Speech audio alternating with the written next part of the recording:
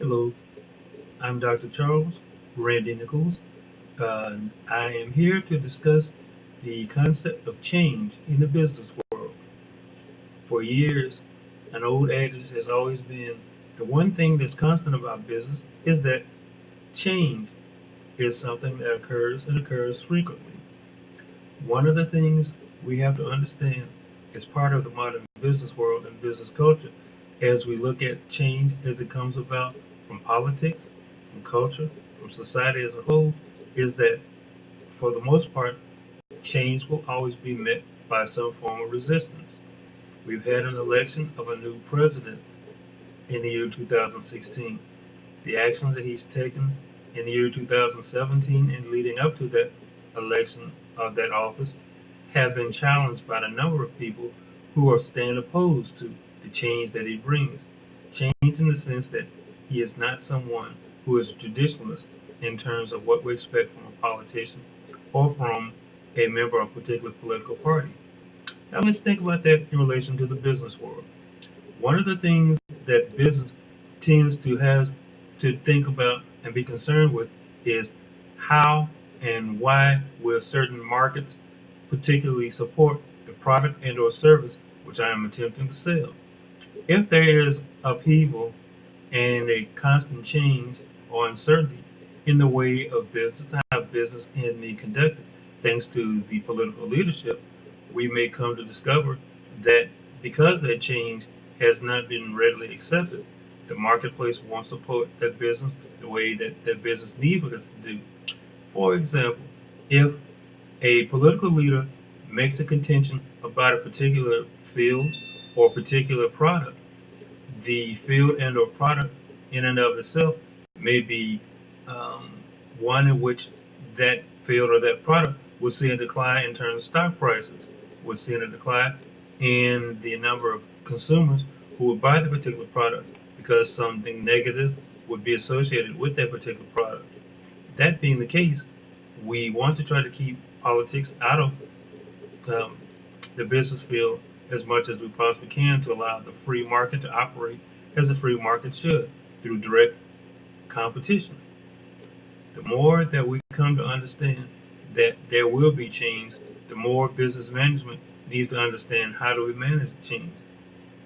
Researchers John Carter and Kurt Lewin for years did investigative research in the field of change, particularly change and change management on the part of how managers can get their employees and other members of the organization to accept change.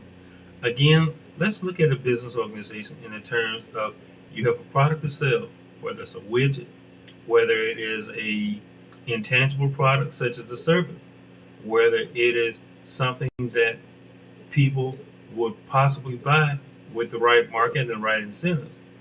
If there are changes brought about by way of culture or changes brought about by way of political actions or potential political actions, those changes could then have a negative impact upon the business.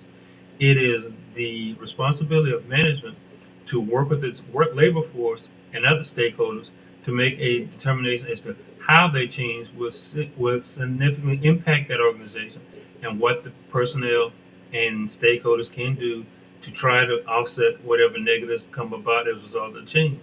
So, again, let's say that within society there is a definite change in regards to wanting to reduce the amount of money spent towards defense.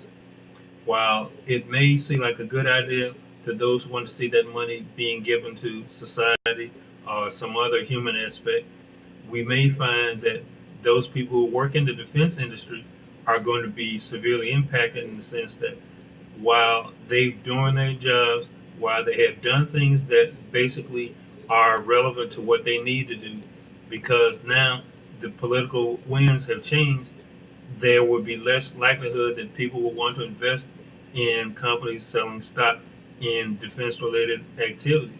Now, it doesn't mean that those particular companies are bad companies or haven't done what they've been expected to do. It's just simply that those leaders now have to help their people adjust to the fact that a change has come to the industry and what can they do to try to minimize the change as much as it possibly can.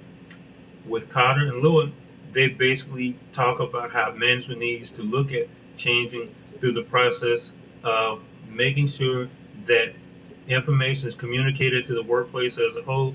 You want to think about how you're going to freeze, refreeze, and unfreeze situations so that people learn from the different scenarios as change comes about.